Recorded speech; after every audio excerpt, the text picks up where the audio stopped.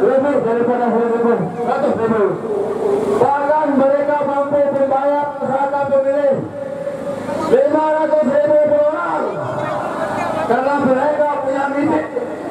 Apakah hari ini kita ingin menyaksikan pada tahun 2019?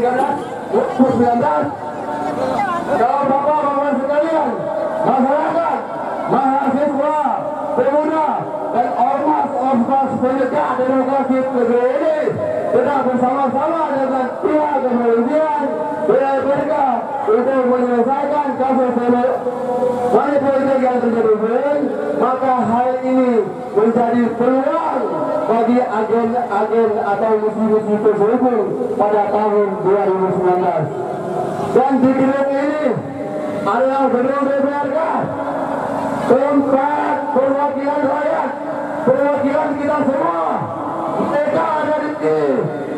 Tapi perlu Anda tahu semua, kalau apabila pihak penegak hukum menganggap remeh kasus ini dan melakukan pembiaran, maka kita semua akan menyaksikan bahwa orang-orang yang ada di gedung ini pada tahun 2019 adalah